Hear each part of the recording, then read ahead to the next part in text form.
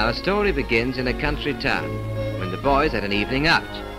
The pleasures are scarce in a place like this. It was pictures or pubs or nout.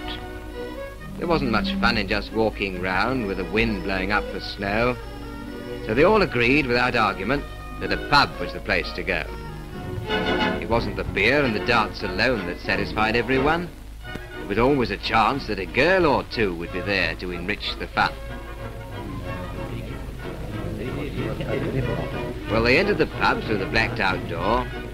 It was truly a cosy place, with a neat little bar and a dartboard too. A host with a cheery face. It was better by far than they'd hoped to find. In fact, it was home from home. So they walked right in, feeling quite content, till the last bus left for the drome. It was good at last to be feeling warm with an hour or two to spend on an evening off in a place like this where everyone seemed a friend. Well, they ordered up drinks in the usual way, but Bill's thoughts were not for beer. He wanted some fun, so he looked around for a girl with the same idea. He soon found out that his luck was in, but his smile was responded to by a girl of the type he liked to meet when his mind ran to pastures new. It was Mike who suggested a game of darts, but Bill wasn't keen at all. The two saucy smiles had attracted him to a table against the wall.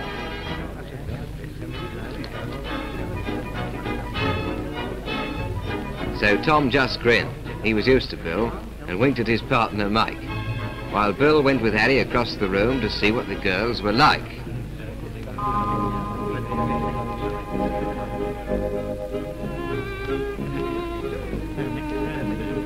The landlord smiled as Tom and Mike showed clearly just what they thought of Harry and Bill, who couldn't resist their favourite indoor sport.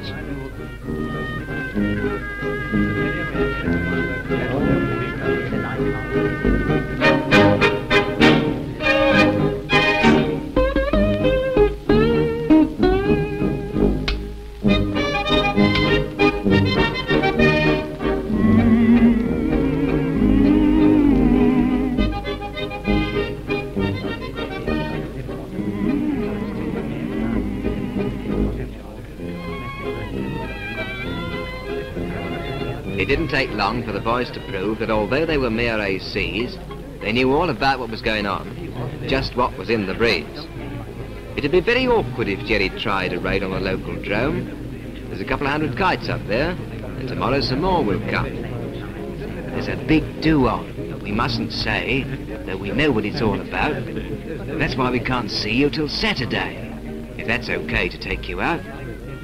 The girls agreed, and they all arranged that Saturday was a date, when the boys discovered they'd have to go. The hour was getting late.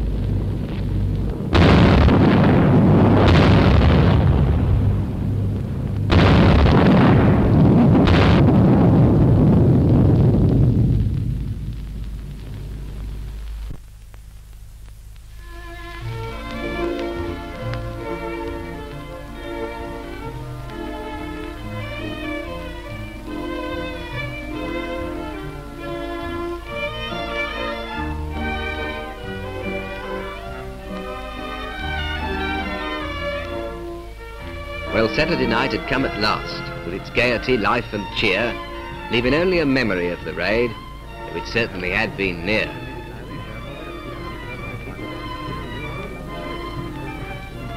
The girls, however, were more concerned with keeping their Air Force date. They began to suspect they'd been let down. Why were the boys so late?